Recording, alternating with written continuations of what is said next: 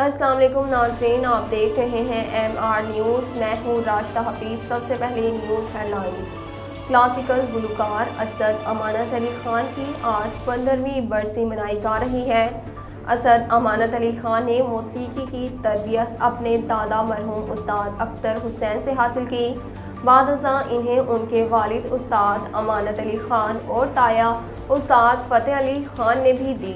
اسد امانت علی خان نے اپنی خاندانی روایات کے مطابق اپنے سب سے چھوٹے چچا استاد حامد علی خان کے ساتھ جوڑی کے طور پر کلاسیکی گائیکی کا آغاز کیا۔ پاکستان شوبز انڈسٹری کی خوبرو اداکاروں ماڈل عائشہ عمر، جو کہ اپنی معروف کردار خوبصورت کے نام سے جانی جاتی ہے، نے 2 سیاستدانوں کو مفید مشورے دے دیے۔ حال ہی میں ایک پروگرام میں اداکارہ عائشہ عمر نے بطور مہمان شرکت کی، جہاں میزبان نعمان اعجاز نے پوچھا کہ آپ پی پی پی چیئرمین بلاول بھٹو اور ڈاکٹر عامر لیاقت حسین کو کوئی مشورہ دیں۔ اس سوال پر عائشہ عمر نے فوراً کہا کہ بلاول بھٹو کی اردو بہتر ہو رہی ہے۔ ویری گڈ، میرا مشورہ ہے کہ وہ اپنی اردو مزید بہتر کریں، کیونکہ یہ کامیابی کا راز ہے۔ تحریک انصاف کے رہنما سینیٹر فیصل جاوید خان نے کہا کہ وزیر اعظم عمران خان آج شام ایک اہم اعلان کریں گے۔ سماجی رابطے کی ویب سائٹ پر اپنے پیغام میں فیصل جاوید نے عمران خان کی پی ٹی وی پر تقاریر کے حوالے سے بات کرتے ہوئے کہا کہ وزیر اعظم عمران خان کو چیلنجز کا سامنا کرنا آتا ہے۔ بظاہر اپوزیشن کو لگ رہا ہے کہ وہ جیت چکے ہیں، مگر ایسا ہے ہی نہیں، وہ ہار چکے ہیں۔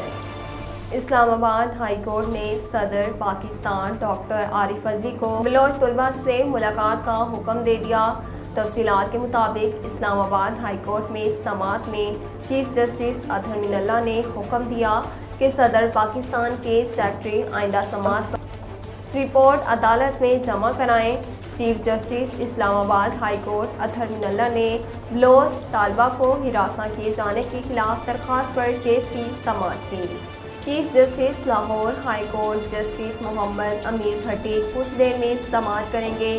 تفصیلات کے مطابق لاہور ہائی کورٹ آفس نے حمزہ شہباز کی درخواست پر اعتراض عائد کر دیا، جس میں کہا گیا کہ آئین کے آرٹیکل 69 کے تحت اسمبلی کی کارروائی پر لاہور ہائی کورٹ سے رجوع نہیں ہو سکتا۔